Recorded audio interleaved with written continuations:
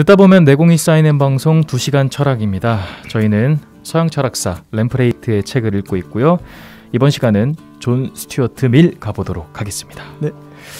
이 사람의 키포인트는 저는 3가지 정도를 꼽고 싶어요. 네. 귀납적 논리학, 그러니까 귀납적인 논리학을 통해서 새로운 맞아요. 진리를 발견하려고 희망을 했다. 이거에 대한 거는 좀 이따 어떻게 되는지 결과는 좀 나올 거예요. 네. 그리고 두 번째는 윤리학에서는 이 사람도 공리주의 입장을 따랐는데 그 쾌락의 질을 구분해서 맞아. 그 공리주의의 그 문제점, 계산할 수 있는 문제점들 이런 걸 좀 보완을 했어요. 원래는 쾌락의 양을 측정할 수 있다 했는데 그렇죠. 이분은 쾌락의 질이 있다. 등급이라는 개념이 좀 있는 거다. 맞아. 그래서 그 문제점을 보완하려고 했고요. 그리고 세 번째 키포인트는 이 대표 저서인 자유론이라고 들어보셨을 겁니다. 이 자유론을 통해서 국가에서의 개인적 자유 이거에 대한 그 입장 뭐 이런 걸 좀 제시했다. 이 세 가지 좀 중심적으로 잡아보시면 좋을 것 같아요. 양력을 가보면 인물 소개. 1806년에 태어나서 1873년에 돌아가셨는데 오우. 영국 런던에서 나서 프랑스 아비뇽에서 죽었다고 하세요. 그러니까 이분은 좀 국제적으로 영국에 태어나서 프랑스로 가셨던. 그러네요. 네. 그리고 아버지로부터 엄격한 교육을 받았는데 벤담주의의 과정이라고 자기가 나중에 기술을 합니다. 아버지한테 영향을 진짜 많이 받았나 봐요. 계속 나와요. 그래서 3살 때 히라버 공부를 시작했고 어릴 때 많은 역사책과 고전을 읽었다. 조기 교육의 산증인이네요, 이분이. 네. 이 홈스쿨링. 네. 아까도 홈스쿨링 누가 하지 않는지 이게 이때 당시 홈스쿨링 유행이었나? 어쨌든 이 홈스쿨링이 그 수혜를 입었다. 20살 때는 그 실망과 낙심의 시기를 경험했는데 이것은 지능의 발달을 지나치게 강조하고 정서를 소홀히 한 때문이라고 봤다. 그러니까 아버지한테 너무 좀 혹독하게 좀 그런 훈련을 받았나 봐요. 지식만 쌓이고 지성은 좀 인간적인 면이 좀 죽어들고 이런 거죠. 그래서 나중에는 이제 감정의 도야에 의하여 균형을 얻어야 된다. 뭐 이런 식으로. 그래서 시와 예술이 중요하다. 뭐 이런 식으로 봤던 거죠. 진짜 중요한 지점인 것 같아요. 그리고 정통 공리주의와는 좀 다르게 공리주의를 표현했대요. 맞아요. 왜냐면 이게 좀 그 어렸을 때부터 문학을 읽어서 문학적인 감수성이 공리주의에 스며들어가서 이렇게 새롭게 표현할 수 있었던 것 같아요. 왜냐면 전 공리주의자들은 뭐지 경제학자, 법률가, 과학자 이러니까. 그래서 이런 문학을 공부한 차이가 있구나. 예술성이 좀 없으니까 맞아. 그게 있는 것 같아요. 맞아. 문학의 힘입니다. 이게. 문학의 힘입니다. 진짜 좋아요. 예술을 하십시오. 맞아요. 그래서 밀이 스스로가 벤담과 콜리지라는 사람을 당시에 있어서 영국의 위대한 두 사람이라고 불렀대요. 벤담을 버리진 않았어요. 존경했던 거죠. 자기의 철학적 입장이 공리주의의 전통에 머물러 있다. 이렇게 믿었대요. 그렇게. 그리고 뭐 그 어떤 부인의 또 영향을 받아서 좀 어떤 부인하고 좀 친하게 지냈나 봐요. 정통적 공리주의자들보다 덜 극단적인 개인주의의 색채를 띠게 되었고 사회 개량을 위한 사회주의적 계획에 대해서 더욱 동정하도록 했다. 뭐 이런 식으로 나오기도 하고 국회의원으로 출마하기 위해 영국으로 돌아가기도 했는데 재선되지는 못했대요. 근데 의원 생활을 했나 싶기도 하고. 그럼 재선이면 뭐 한번 했다는 뜻 같네요. 그리고 저서로는 논리학 체계. 이게 1872년에 제8판까지 나왔대요. 와. 여러 번 수정이 되었대요. 이게 그러니까 1843년에 나와서 1872년까지 수정이 되니까 거의 30년을 거의 30년이죠. 30년. 와, 대박인데요. 30년 동안 이게 제일 중요한 책인가 봐요. 논리학 체계가. 근데 이제 좀 나오겠지만 거의 교과서로 채택이 되었다 하니까요. 그러니까요. 그다음에 뭐 경제학, 원리, 자유론, 대의정부론, 공리주의 뭐 이런 책들을 냅니다. 이게 홈스쿨링, 조기 교육의 수혜를 제대로 맞이하셨네요. 그러니까 제대로 맞으셨네요. 어떻게 이렇게 다양하게 했대, 진짜. 존 스튜어트 밀이 그 논리학 아까 책 그게 19세기의 위대한 책들 가운데 하나다. 지금까지 그러니까 지금까지 그 밀의 명성은 그 귀납적 증명의 5가지 전형을 명료하게 설명하기 때문이다. 맞습니다. 명료성의 모범이라고 막까지 극찬을 해요. 맞습니다. 램프레이트가 이제 밀에 대한 그 좀 전체적인 소개를 끝으로 네. 이제 이 사람에 대한 게 나오는데 네. 이 논리학 관점을 제가 큰 맥락만 소개를 해볼게요. 네. 그 정말로 귀납적 증명에 대해서 많이 논하고 싶었나 봐요. 그 말씀하셨던 것처럼 논리학이 대표적 저서이자 학문이었는데 네. 일단 큰 맥락부터 말하면 아리스토텔레스의 3단 논법 이런 걸 좀 배척했습니다. 그게 연역법이죠. 연역법이죠. 뭐 그게 또 쓸모가 있긴 한데 네. 뭐 그거는 정합성의 논리다 이러면서 그러니까 전후의 논리만 맞추는 거다 이런 이야기를 하고요. 그리고 이 논리학은 결과적으로 확증, 그러니까 이제 명증이라고 하는데 명증은 조금 애매해서 확증이라고 저는 표현할게요. 증명하는 거요. 확증을 찾아내는 데 필요한 정신의 과학, 지성의 과학이다.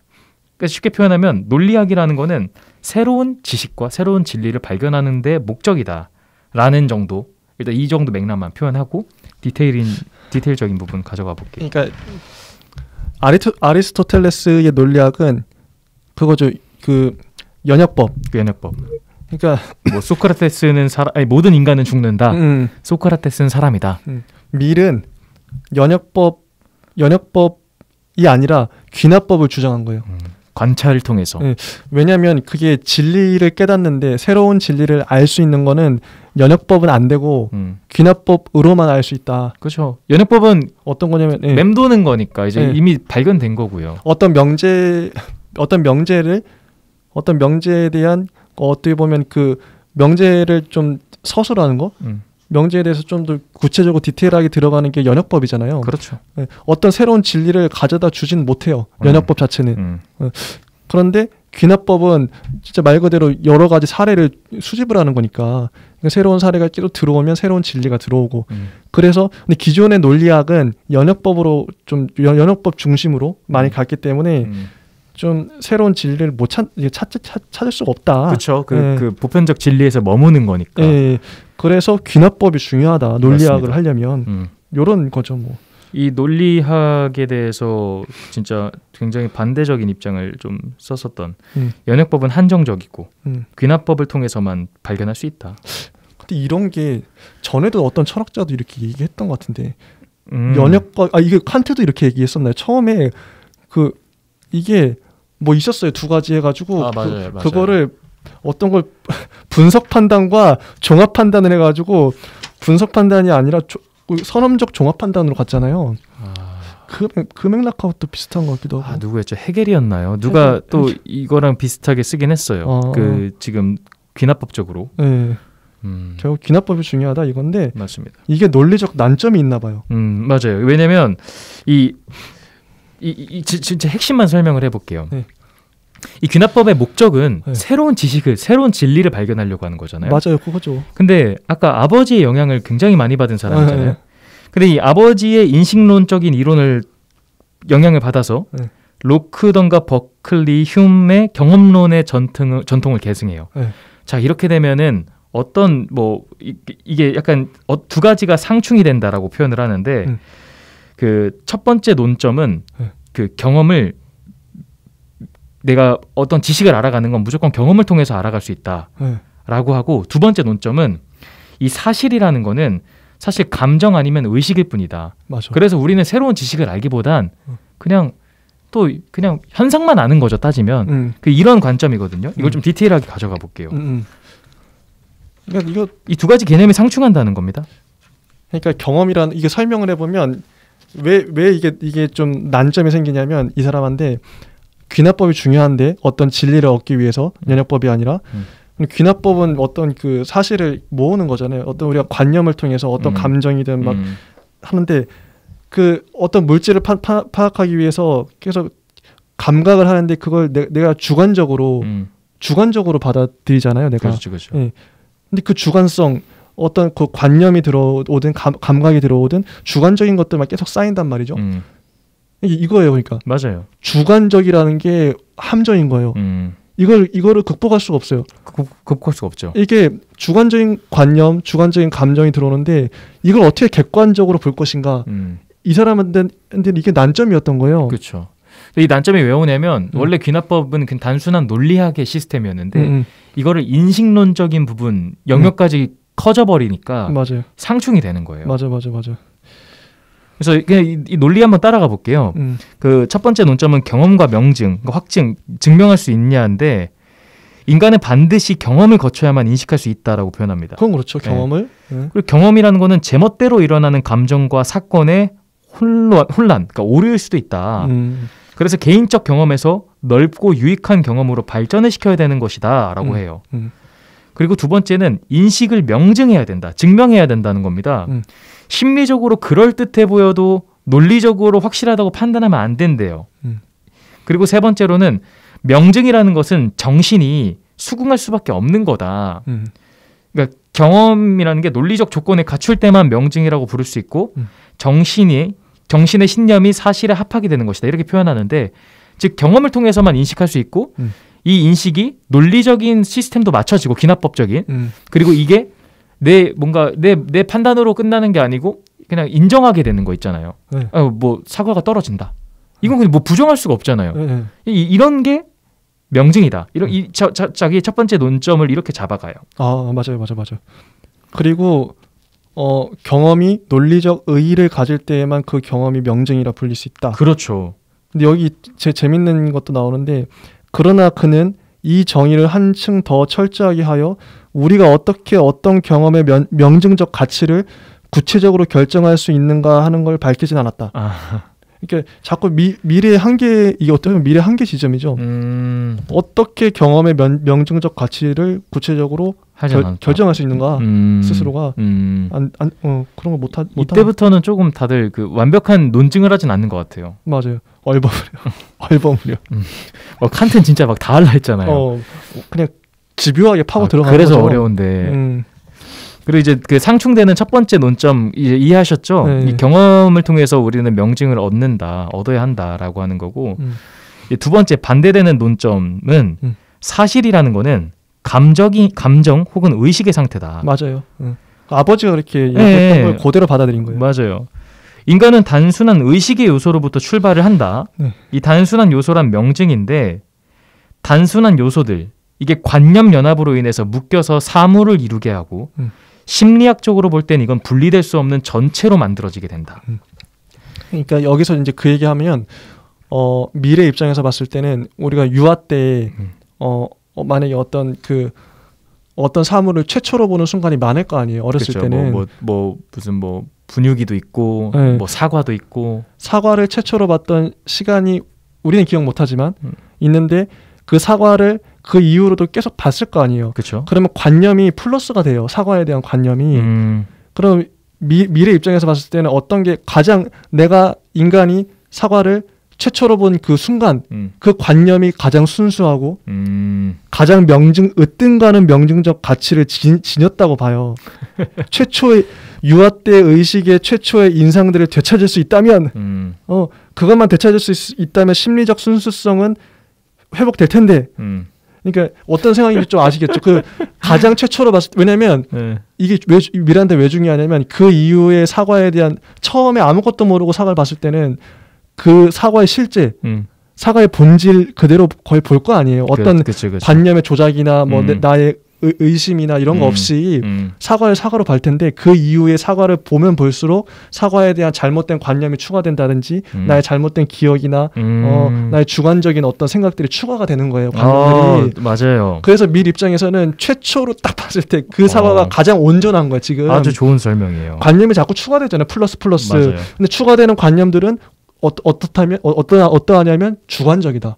주관적인 나의 입장, 견해, 그렇죠. 생각, 느낌, 감정 이런 것들이 사과에 다 투영된단 말이에요. 그렇죠. 사과를 순수하게 바라봤을 때랑 다르게 하나하나 자기의 의식 상태가 끼면서 맞아. 이거는 이게 주관적인 오염된다는 거죠. 즉 그래서 결론은 이겁니다. 물질 이거 어려운 말부터 할게요. 물질은 감각의 영원적 가능성 이외에 다른 아무것도 아니다 이러는데 뭔 말이냐면 물질의 실제를 알 수 없다는 거예요. 맞아요. 그러니까 물질은 그냥 감각일 뿐이다. 물질이라는 거는 감각에 대한 명사다. 경험을 초월한 실제가 내포된 게 아니다. 그러니까 아까 사과를 봤을 때 이게 태어났을 때 태초 플러스 1 그 삶을 살았어요. 이때 봤을 때랑 1살, 2살, 10살, 20살, 30살이 될 때랑 이 사과를 대하는 인식 자체가 달라져요. 그러면 우린 실제를 알 수가 없다라는 지점인 거죠. 우리가 최초로 봤을 때 실제를 봤을 텐데 그게 감각들이 자꾸 추가가 되잖아요. 플러스. 그렇죠. 그러면서 그 사과에 대한 그 정의나 관념이 오염되는 거예요. 주관성으로. 그러니까 감각들이 자꾸 그럼 어떤 사과뿐만 아니라 어떤 그 사물이나 어떤 개념을 봤을 때도 자꾸 이제 주관성이 개입이 되니까 이 사람은 영원히 실제로 알 수가 없는 거예요. 지금. 맞아요. 근데 이게 왜 그럼 중요하냐면 이 경험의 주관적 질서와 대조를 이루는 객관적 질서란 존재하지 않는다 이런 말을 해요. 네, 주관성밖에 없죠. 미리 봤을 때. 그렇죠. 근데 결론을 봤을 때는 이게 상충된다. 이게 모순이 생긴다는 겁니다. 아까 저희 논리학의 목적이 뭐였습니까? 귀납법이 새로운 지식을 발견하는 거였어요. 진리를. 근데 이 지금 논리 봐보면 우리는 사실을 알 수가 없다. 명증이 자꾸 그러니까 우리의 의식이 자꾸 범벅이 되니까 그럼 새로운 진리를 알 수 없는 거예요. 그러니까 이렇게 되니까 이 문제점이 생겼다는 거죠. 이게 그냥 아까 취지입니다. 새로운 진리를 알 수가 없다. 새로운 진리를 알고자 해서 논리학을 만든 건데 새로운 진리를 알 수가 없게 됐다. 인식론적으로 봐보니까. 주관성의 범벅만 남았다. 네. 맞아요. 네, 주관적인 생각밖에 없다. 맞아요. 그래서 결국 남은 건 감정들밖에 없는 거예요. 지금. 그러니까 주관적인 관점. 새로운 진리를 못 알아보죠. 여기 그 주석을 보면 이런 얘기가 돼요. 머리 잘린 버클리주의. 버클리가 어떤 얘기를 했냐면 그 모든 세계는 그 관념이라고 했어요. 자기 관념으로 다 세계는 관념이다. 나의 관념인데 근데 이 버클리 하나 더 추가하죠. 그 세계의 만물은 신의 관념이다. 신의 관념이 이 세계를 다 유지하고 있는 거잖아요. 그 신의 머릿속에 우리가 있는 건데 신의 관념을 우리의 관념으로 또 보는 거잖아요. 맞아요. 이 두 가지, 그러니까 버클리는 두 가지가 중요한데 나의 관념으로 세계를 인식하고 신의 관념으로 신이 또 세계를 만들었어요. 이 두 가지가 같이 있기 때문에 그러니까 왜냐하면 나의 관념만 있으면 어떻게 돼버리냐면 주관성이죠. 그러면 객관성이 없어요. 그렇죠. 나는 나의 관념으로 세계를 보고 너는 너의 관념으로 세계를 보는데 그러면은 주관적이잖아요, 둘 다. 그럼 정답이 없는 거니까. 그러니까 정답이 없고 합의가 있을 수도 없고 그러면 객관성을 어떻게 확보하냐? 신을 끌어와서 신의 관념이 그러면 신이 있기 때문에 객관성이 확보되는 거예요. 근데 아까 머리 잘린 버클리주의라고 말을 한 게 미리 그 신을 여기서 제거해 버린 거죠. 그러니까 신이 없으니까 나의 관념밖에 없는 거예요. 나의 주관적인 관념.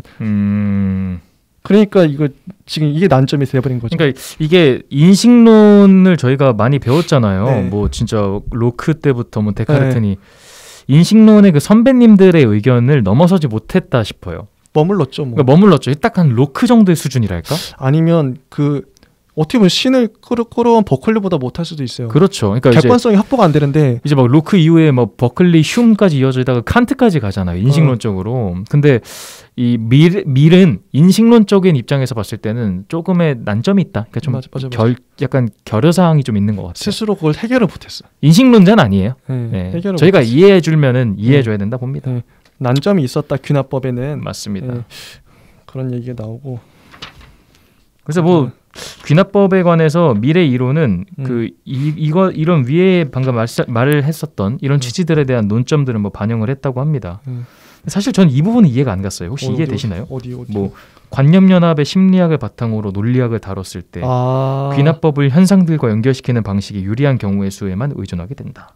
여기서 저는 핵심이 그 신뢰의 수 같아요. 저도 그거는 공감 갑니다. 신뢰의 수라는 건 뭐 예시가 뭐 많이 몇 가지가 있고 숫자가 중요하다 이런 거일 텐데 심지어 모든 가능한 관련 있는 사항을 남김없이 들어 열거하는 것을 뭐 완전한 열거가 중요하다. 뭐 이런 얘기도 하잖아요. 그래서 이런 게 이상적인 귀납법이다. 이상적인 귀납법은 가능한 많은 숫자의 살을 다 들어버린다 이런 식으로. 그렇죠. 근데 또 이제 이게 사실 이게 좀 부족한 부분이 있어서 제가 이해를 못했던 것 같기도 해요. 이 다음에 또 논지가 맞아 나오죠. 논리학을 객관적 자연 질서의 분석으로 다루었을 때 귀납법의 역할이 현상의 사건들의 고찰을 위해서 선택되는 방식에 의존하게 되었다. 그러면서 단 하나의 신뢰만 있어도 이걸 심도 있게 파본다면 하나의 완전한 귀납으로 충분하다라고까지 했다. 이게 그러니까 뭔 말이냐면 사과는 빨갛다고 저희가 다 인식을 했잖아요. 근데 만약에 말도 안 되게 파란 사과가 존재해요. 그럼 이거는 굉장히 경우의 수잖아요. 굉장히 특정한 경우의 수잖아요. 그죠. 근데 이 신뢰 하나만 있어도 사과는 파랗다고 할 수 있을 만한 귀납적인 충분 조건이 된다. 이러면 또 이제 애매해지는 거죠. 이 인식론 입장에서 봤을 때. 그러니까 이 사람의 주장이 뭐냐면 신뢰가 많을수록 더 정교해지는데. 그렇죠. 근데 신뢰가 하나만 있어도 그게 또 진리가 된단 말이죠. 그러니까 이게 좀 충돌하잖아요. 자기 주장이 모순이 있잖아요. 그렇죠. 신뢰가 많을수록 좋은 건데 신뢰가 하나만 있어도 진리가 되네. 그럼 이걸 어떻게 설명할 수 있지? 근데 단 하나의 신뢰의 명증적 의의를 설명할 수 없었다. 설명할 수 없다. 미래는 설명할 수 없었다. 그렇죠. 아까도 좀 막혔던 지점이 나왔잖아요. 어떻게 경험의 명증적 가치를 구체적으로 결정할 수 있는가를 밝히지 못했다. 네. 근데 요것도 이제 하나의 신뢰가 나오는데 이걸 명증적 의의가 잘 말 못했던 거예요. 인식론적 선배님들의 그 그늘에서는 못 벗어난 것 같아요. 뭐 근데 이 다음에 또 미래 주장들은 또 엄청 탄탄하니까요. 네. 일단 여기는 뭐 여러 가지 나옵니다. 뭐 관념연합의 심리학과 경험론의 주관주의적인 전제들을 바탕으로 하면 신뢰의 명증적 의의를 아무도 설명할 수가 없다. 그래서 결과적으로 이런 바탕으로 하면은 결국 귀납법의 취지였던 새로운 진리 파악이 불가능하다는 거죠. 단순합니다. 그 다음에 또 나오는 거 이것 다음에와 이것 때문에. 저 이것도 솔직히 이해가 엄청 잘 되진 않았어요. 이거는. 이것도 좀 말이 어려운데 네. 인과 법칙 뭐 나오잖아요. 네, 그러니까 귀납적 논리학에서 이것 다음에와 이것 때문에를 구별하는 방법을 발견하려 했대요. 인과 법칙의 검토에 주의를 돌렸다. 근데 이거는 결국에 이제 막 어려운데. 진짜. 뭐 인과 법칙은.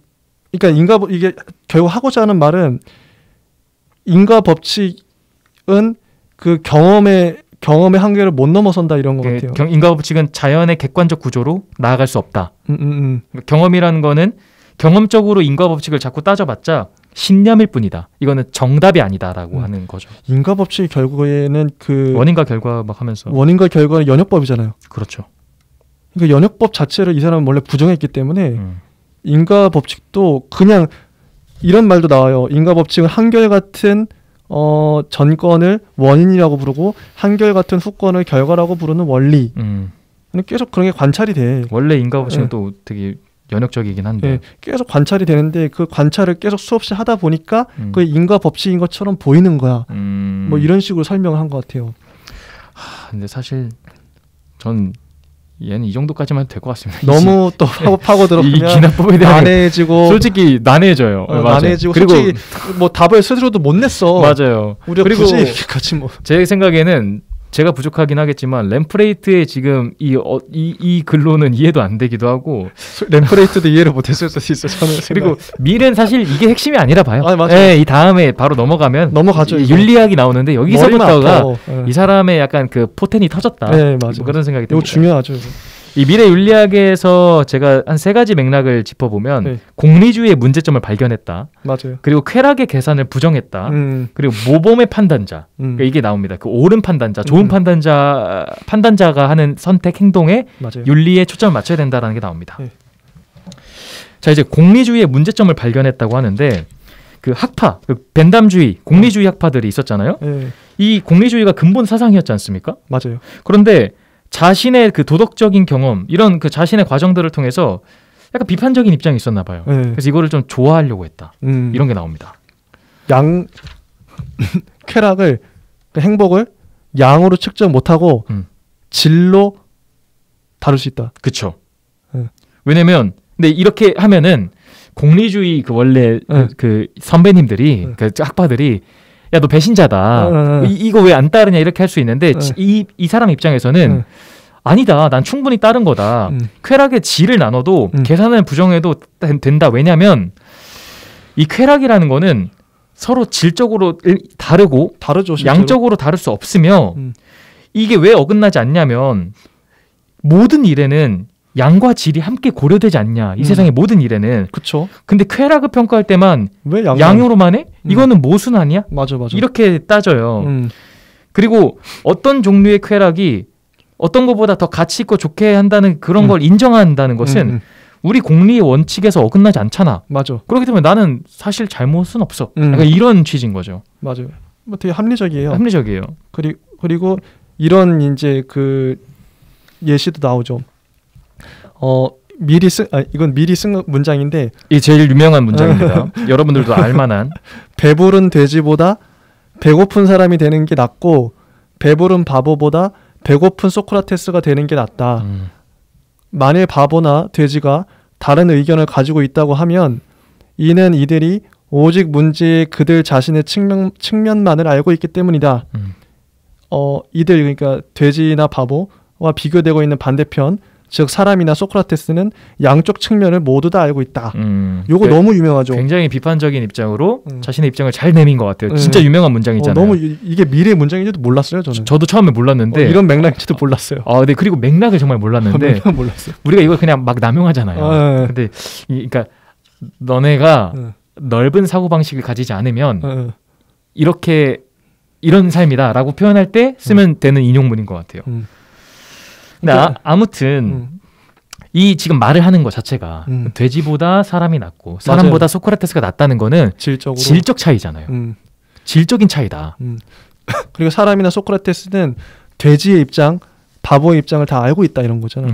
맞아요. 그렇기 때문에 그 사람이 더 사람이나 소크라테스가 더 낫다.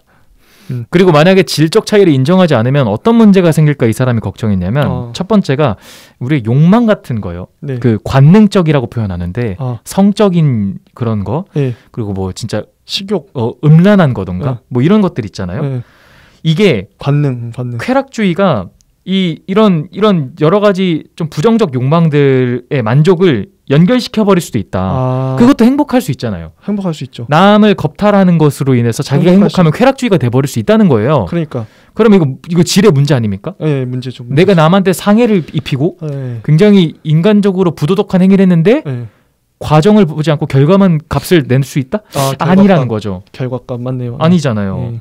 그래서 쾌락의 질이 있어야 이 소크라테스와 인간과 돼지라는 이런 전체적인 바탕이 있어야 더 교양적이고 도덕적이게 될 수 있는 방향으로 나아갈 수 있다라고 취지를 낸 거죠. 어떤 기준에 의하여 우리가 좀 더 높은 질의 쾌락들을 결정지을 수 있을까 설명함에 있어서 밀은 한결같은 입장을 취하지 않았다. 이것도 또 비판하는 거였다. 그래서 밀은 윤리학의 마지막 항목에서 고상한 의지의 배양이 행복의 증진 못지않게 사람들이 추구할 만한 목적이라고 주장했대요. 맞습니다. 의지를 성장시키는 것이 지금까지 공리주의는 행복만 논했잖아요. 근데 의지를 논하는 것 자체가 과정주의인 거예요. 왜냐하면 행복은 결과고 근데 의지는 과정들을 만들잖아요. 내가 어떠한 의지를 통해서 행복해졌다. 내가 의지 없이 그냥 행복만 원하면 아까 말했듯이 그냥 사기를 쳐서 행복해지면 행복이다. 이렇게 할 수 없는 문제가 되는 거죠. 내가 선한 의지를 지적인 의지를 갖고 행동을 해서 결과가 이루어져야만 질적으로 좋은 거다. 의지는 동기와 연관이 되네요. 동기와 연관이 되죠. 과정이 되죠. 동기, 과정. 과정도 되게 중요하게 생각했다. 맞아요. 발전했네요. 이 공리주의를 발전시켰네요. 발전시킨 거죠. 결과만 있었는데 맞아요. 동기랑 과정까지 플러스해서 더 이제 탄탄하게 맞습니다. 더 설득력 있게 만들었다. 그러면 이제 사람들이 궁금해할 겁니다. 그럼 질의 기준이 뭐냐? 근데 아까 말했던 것처럼 알 수는 없는데 굳이 표현하는 거는 이것도 부정할 수는 없어요. 저는 이렇게 정의했거든요. 좋은 모범자, 이 모범자들의 행동과 태도. 우리가 되게 존경스러운 사람들 꼭 주변에 있지 않습니까? 뭐 돌풀님이 자주 말하시는 그 스승님, 그리고 저한테도 뭐 누군가 있겠죠. 있죠. 그리고 사회적으로도 누군가 꼭 있잖아요. 있겠죠. 이 사람을 보면 우리가 동기부여를 받아요. 그럼 이 사람을 보면서 내가 이렇게 살아야겠다라고 하는 의지의 성장과 맞아요. 저렇게 행복을 이뤄내야겠다라는 그 쾌락의 질을 발견해요.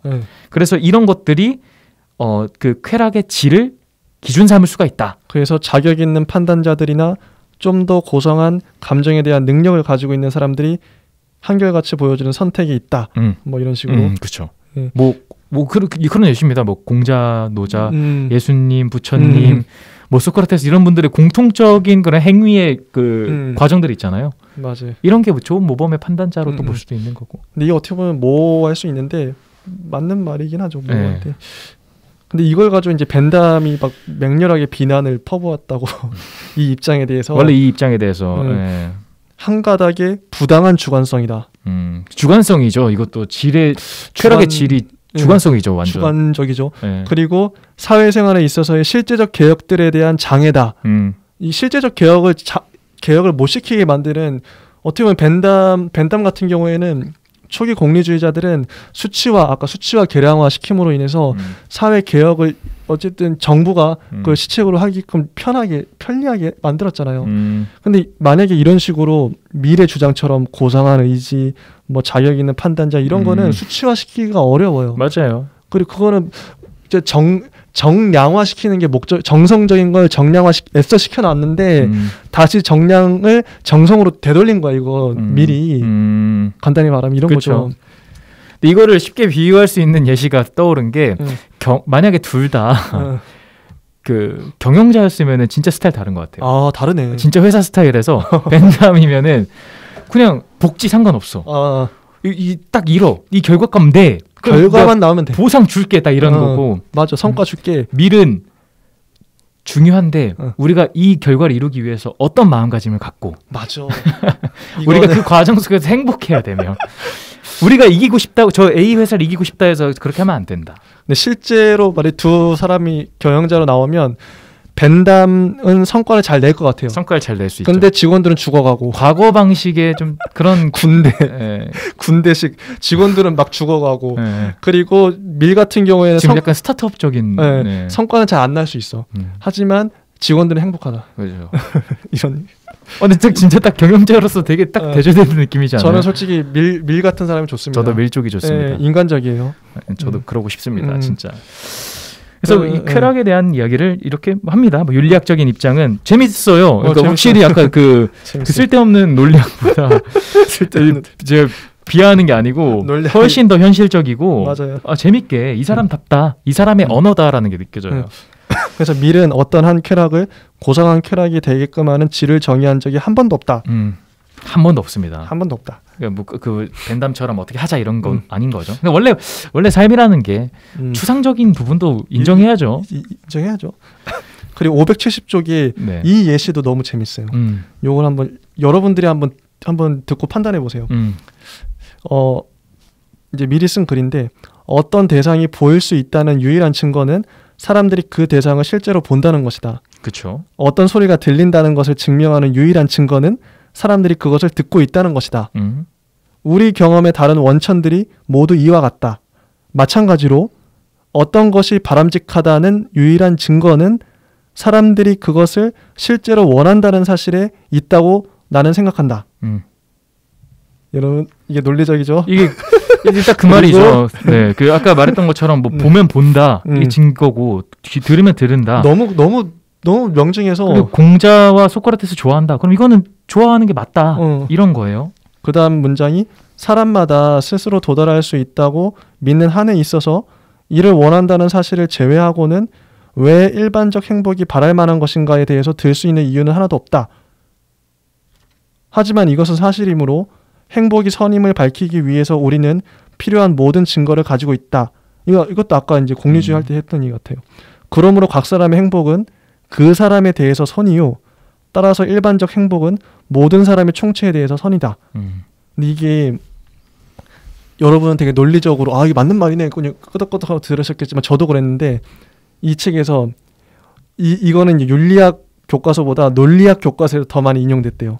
논리적으로 오류가 있다. 윤님이 한번 설명을. 논리적으로 오류요? 오류가 있대요. 전 잘 모르겠습니다.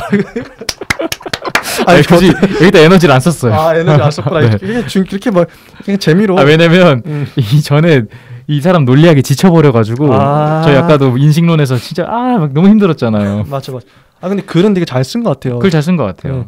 근데 이게 어떤 거냐면 아까 첫 번째 뭐 보이면 뭐 보인다 뭐 이런 거 실제로 본다 이런 게 애매성의 오류래요. 여기 보면 보인다는 말은 보이는 것이 가능하다는 것을 의미하는 데 반하여 바람직하다는 말은 바람이 가능하다는 것을 의미하는 게 아니고 바랄 만한 가치가 있다는 것을 의미한다. 어떤 건지 이해돼요. 근데 이게 현대 논리학에서는 사실 이게 좀 관점이 좀 다를 수도 있긴 할 것 같아요. 그래요? 네, 이게 제 기억으로는 건전 논증이 있고 타당 논증이란 게 있어요. 건전 논증은 그게 사실인 것들을 바탕으로 해요. 예를 들어 뭐 대한민국은 이번 연도 GDP 몇을 찍었다. 예. 이런 거는 사실. 진짜 타당 논증, 건전 논증. 건전 논증. 이고 근데 대한민국은 잘 사는 국가다. 이거는 타당 논증. 그냥 타당하다. 그러니까 완벽하진 않아도 주장으로서 쓸 수 있다. 이런 건데 지금 미래의 입장을 들어보면 타당 논증 정도인 것 같다는 거죠. 애매하다. 확실히 증명할 수도 없고 뭐 그런 것들. 그리고 둘째는 결합의 오류래요. 결합이 안 된다. 개별적 부분으로는 참되나 부분의 합성인 전체로는 거짓이다. 왜냐면 각 사람의 행복은 그 사람에 대해서 선인데 일반적 행복은 모든 사람에 대해 총체에 대해서 선이다. 그러니까 각 사람한테 행복한 게 그 행복을 다 합쳤는데 그게 모든 사람한테 좋을 수 있을까? 이런 건 좀 오류라고 하네요. 이런 거. 이 정도 이거 뭐 중요한 게 아니니까 넘어가고. 이제 다음에 미래 중심부요가 이제 미래 사회 철학에 대한 게 나옵니다. 네. 재밌어요. 진짜 좋아요. 이게 제일 핵심이겠죠. 예. 이 사회 철학에 대해서 이 굉장히 패러다임을 바꾼 인물이기도 하고 지금 현대 사회에서 많이 닮아 있는 이 미래 정신이 남아 있구나를 느끼게 됩니다. 지금 적용해도 괜찮은 말들 맞아요. 인 것 같아요. 이 미래 철학이 사회적인 철학이 그 자유주의자의 입장을 굉장히 크게 대변을 했는데 이게 19세기 중후반부터 1차 세계대전 사이에 굉장히 요동을 쳤대요. 근데 사실 지금도 저는 이어져 있다고 봐요. 네. 그래서 이 논리학과 윤리학은 그 공리주의 학파의 입장을 지키려고 노력은 했는데 이 사회 철학은 완전히 조금 자기의 입장으로 완화시켰다라는 게 좀 있고 이전 공리주의 학파의 정치제도의 관점을 좀 반대했다고 합니다. 왜냐하면 적절한 정치제도라는 거는 그 사회의 문화 수준도 봐야 되고 역사적인 흐름과 관습도 봐야 된다. 이런 요인에도 형성이 된다. 인간 심리학 이걸로만 이룰 수가 없다. 맞아. 어떻게 심리학의 원리로만 정치를 하냐. 이전 학파의 의견에 반대가 된 거죠. 네. 그리고 그 공리주의 학파 정치제도에서 관점에 제일 반대하는 측면이 이거 아마 제일 많이 예시될 겁니다. 공리주의의 최대 단점은 소수의 무시예요. 다수가 소수를 굴복하는 것을 막을 수가 없다는 겁니다. 공리주의는. 그러니까 최대 다수의 최대 행복이 중요하니까. 그러니까요. 소수가 불행해도 괜찮아 이런 식으로. 결과값이니까. 결과만 행복하면 돼. 그렇죠. 그럼 소수는 진짜 불행할 수도 있네요. 그렇죠. 굴복시키면 방법이 없어서 그랬잖아요. 각자가 선을 추구하면 공동선을 추구하게 돼라고 했는데 근데 나머지 소수의 공동선이 안 맞으면 어떡하지? 이거를 해결할 방법이 없다는 거예요. 이전 선배님들의 의견은. 그래서 그 의견을 포기했구나. 그래서 포기한 거죠. 이거는 이제 정치학적으로는 가져갈 수가 없다라는 거를 가져갑니다. 맞아. 이러다 보니까 다 이어집니다. 이러다 보니까 자유론이 나와요. 그러니까 개인의 자유의 입장, 개인의 자유를 어디까지 허용하고 뭐 이런 관점인데 개인의 의견, 개인의 행동은 최대한 자유를 허용해야 된다. 만일 어떤 사람이 상식을 갖고 있고 경험을 웬만큼 갖고 있어요. 그러면 그게 그 사람의 삶을 살아가기에 최선의 기준이다. 나의 기준이 최선의 기준이다. 왜냐하면 그 기준 자체가 진짜 객관적으로 최선의 기준이 아니고 나로서 최선이기 때문이다. 그러니까 뭔 말이냐면 이런 거예요. 그러니까 진짜 정답은 아니지만 예시를 들면 나는 사람들한테 이타적으로 살고 뭐 아침에는 이불을 개고 이거 내 삶의 기준이잖아요. 그렇겠죠. 그리고 나는 막 음악을 들으면서 즐겁게 이렇게 돌아다니고 이 내 기준이에요. 그렇죠. 이게 인간의 최선의 기준은 아니에요. 하지만 나의 삶에서는 좋은 기준이에요. 맞아. 그래서 개인의 의견, 행동은 자유를 줘야 된다. 상식과 경험을 갖고 있어서 자기 기준으로 살기 때문이다. 이렇게 표현합니다. 그 주체성을 강조한 것 같아요. 주체성 강조한 거죠. 그 사람이 주체적으로 살아갈 그 자유 그런 걸 줬던 거죠. 그리고 이제 전 진짜 재밌었던 게 이게 아직도 남아있다는 게 이게 미리 만들었을까 싶어요. 토론의 자유를 활발하게 보장해야 된다. 이거 진짜 재밌었어요. 토론의 자유의 유익성. 토론의 자유를 보장하는 게 개인이던가 사회 수준에서도 발전시키는데 매우 유익하다. 맞아. 근데 이거 재밌지 않아요? 네, 토론의 자유. 진짜. 예시를 든 게 그 논제에 대해서 우리가 문제가 지금도 막 생기잖아요. 근데 이거 공개 토론 안 하는 거는 이거 도덕적인 죄다. 근데 이게 독재 국가에서는 그럴 수가 있어요. 네, 진짜. 왜냐하면 토론을 못하게 하는 자들은 자신들이 잘못했다는 것을 모른다. 그렇게 사는 놈들이다. 그릇된 생각을 하고 있고 우리가 이 논점에 대해서 서로 이해하는 그 기회조차 막는 사람들이다.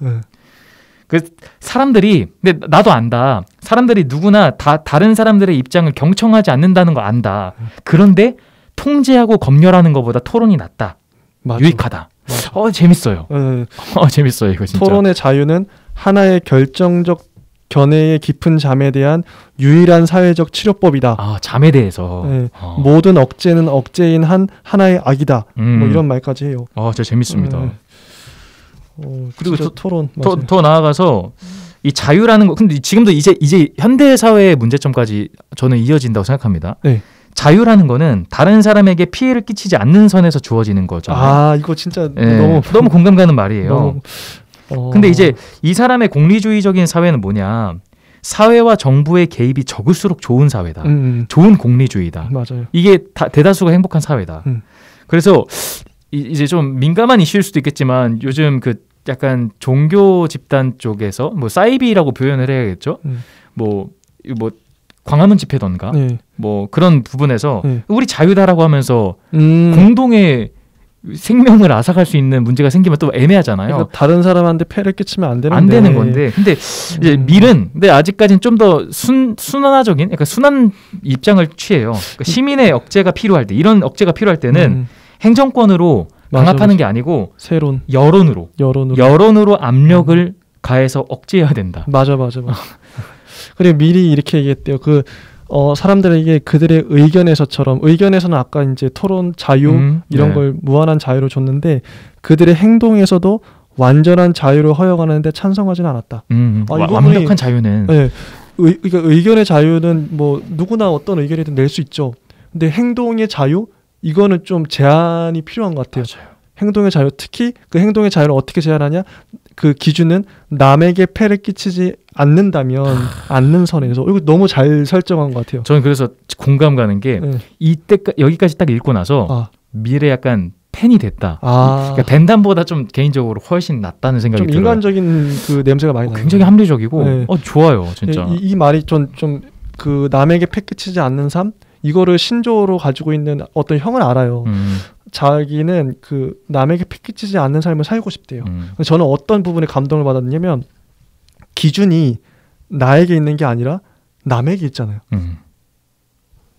그러니까 이 부분 타자 중심적인 거. 내가 폐를 끼치냐 안 끼치냐 여부는 내가 아니라 내가 판단하는 게 아니라 상대의 입장. 상대가 남이 판단해 주는 거예요. 그리고 일일이 그러면 그 사람은 그 형은 그렇게 살려면 남의 어떻게 보면 남의 눈치 어떻게 보면 남이 나에게 내가 하는 행동이나 말이 남에게 어떤 영향을 줄지를 끊임없이 관찰하고 그렇죠. 공감하고 그렇죠. 배려해야 할 수밖에 없어요. 그렇죠. 그런 형의 이런 마인드를 갖고 있으면 근데 역시 이런 마인드가 필요한 게 모든 사람이 이런 마인드를 갖고 있으면 되게 행복할 것 같아요. 누구 다 배려하는 사회잖아요. 근데 지금 현대의 문제점이 뭐냐면 전 편의점 이제 하면서 느끼는 거지만 기준이 남에게 있는 사람은 이제 손님이 이제 들어올 때만 봐도 남을 좀 행복하게 해주려고 편안하게 해주려고 그래요. 맞아요. 근데 기준이 나에게 있는 사람들 특히 이제 이거 어떤 진짜 특정 연령대 거의 한 50대 60대 아저씨들 보면 이런 사람들 되게 많은데 기준이 자기한테 있어요. 맞아요. 자기만 아는 담배 이름도 안 말해. 담배 내가 어떻게 하냐고 해도 물어봐야 돼. 그리고 몇 개도 잘 안 말해요. 그냥 내가 몇 개 드릴까요? 물어보면 2개 달래. 그럼 어떻게 그 기준이 자기한테 있는 거예요. 그거는 자기는 아는데 나는 모르지. 이거 너무 화나는데 진짜. 그런 케이스가 너무 많아요. 너무 겪다 보니까 다른 사람에게 폐를 끼치는 일이 없는 거 이거 폐 끼치지 않는 삶. 요것만 돼도 진짜 살만하겠다. 맞아요. 너무 바라는 사람. 너무 공감 가고. 진짜 진짜 이건 안 당해본 사람 몰라 진짜. 근데 저는 이런 측면에서 밀과 되게 칸트를 좋아하는 게 저도 굉장히 도덕을 좋아하는 입장에서 그 내가 바라고자 하는 올바른 행위와 동기가 모든 사람의 입장이 되었으면 좋겠다라는 마음. 이게 약간 정언명령이었잖아요. 맞아요. 그 지금 미래 입장에서도 공감이 가는 게 우리가 각자가 이렇게 자유롭게 의견을 펼치되 그 말씀하셨던 것처럼 자기 입장으로만 바라보는 게 아니고 타자 입장도 하는. 진짜 자기 중심적이면 안 되죠. 그렇죠. 집이잖아. 집. 나에게 집착해 있는 게 집인데 맞아요. 집을 깨는 게 되게 중요한 것 같아요. 그래서 진짜 저는 그래서 항상 철학이라는 거는 실천이 따라야 된다 생각하는 게 저 같은 경우에도 이 돌풀님과 이제 반대인 그러니까 저는 이제 소비자 입장으로서 뭐 저에 대한 어필일 수도 있겠지만 저는 어느 식당을 가나 어느 곳에 가나 꼭 인사를 꼭 해요. 중요해요. 진짜 이거는 매너라고 생각해요. 그 사람이 못 들어도 괜찮으니까 그냥 안녕하세요 하고 계산할 때 특히 그냥 가서 안녕하세요 이러고 그냥 꼭 해요. 이런 것들. 근데 이거 별거 아니잖아요. 왜냐하면 나도 일을 하면 그걸 받고 싶거든요. 맞아. 저도 실제로 일을 해보니까 내가 인사를 하면 인사를 받아주고 그런 사람이 너무 고맙더라고요. 맞아요. 근데 인사 안 받아주는 사람이 그냥 들어오는 사람도 있어요. 맞아요. 근데 뭐 잘 바빠질 수도 있고 원래 성격이 그럴 수도 있지만 그러면 괜히 마음이 좀 그렇더라고요. 맞아요. 내가 인사했는데 안 받아주네 그러면 좀 마음이 되게 중요한 것 같아요. 굉장히 현실 사소하지만. 문제도 많이 섞여 있는 것 같습니다. 밀은 한 이 정도로 이 정도 하면 되겠네요. 밀은 좀 재밌는 입장이어서 나중에 한번 또 다뤄봤으면 좋겠다 싶을 정도로 맞습니다. 이야기를 해봤고 저희는 3부는 이 정도까지 마무리하고 4부 하버드 스펜서로 찾아보도록 하겠습니다.